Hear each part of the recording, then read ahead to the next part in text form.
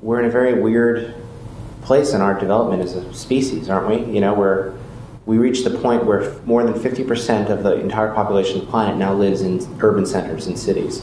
And that's the first time in human history that's occurred. So suddenly we're seeing the need for well-designed cities and repurposing our existing cities more important than ever. Mm-hmm. So I know a lot of developers had the mindset, and maybe a lot still do, that when it's an old, you know, something's old, just tear it down and put up something new. Are you advocating a different vision? We're advocating lots of different visions. The vision of the typical developer model, where they come in, is inherently flawed, right? It's entirely geared towards building the thing as quickly as possible, as cheaply as possible, so you can sell it for as much as possible and maximize your profits. And that's fine and good, except along the way it leaves us with cities that aren't very well designed and aren't really places for people. So what good is a city block that might have been built for profit, but is never full of life or people or activity? Mm-hmm. And that's what we've seen now for the last 30 years. Is we've seen developer-led city growth that has really left us with cities that nobody wants to hang out in. Mm-hmm. We need people to come back to the cities. So you're saying, is that what led people to leave the cities? You're saying a lack of good design of the housing? I definitely think ultimately it was a design issue.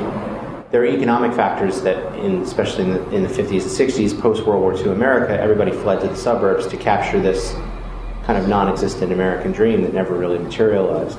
And now what we're seeing is that the suburbs have become really the slums of the 21st century. If you look at this current economic crisis, it's really the suburbs that are suffering the most from it. And then that vision of the true suburban lifestyle, car in every garage, and that you barbecue with your neighbors, has really kind of descended into more of, well, here's my little house and here's my little yard, and nobody hangs out in the front stoop, nobody communicates with anybody else.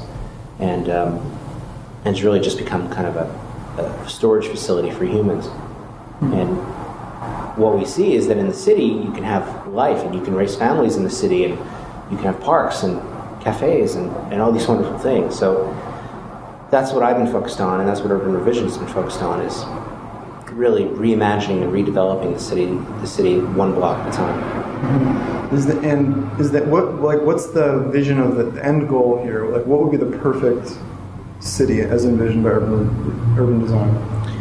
Well, I don't know if there is one. The cities would vary based on their climate, based on their culture, even based on their past history. You know, if you take a city like Detroit, which at one time was one of the greatest cities we had in the country, fourth greatest city in the country in 1950, with a population of 2 million people, and now it's less than half that, and the city is kind of a vacant shell. 30% of it is just vacant, abandoned land, and but it's such a monument to kind of American ingenuity. The entire city grew up around the American car culture and supporting that industry. Now that that industry is transforming and changing, so too is the city of Detroit transforming and changing.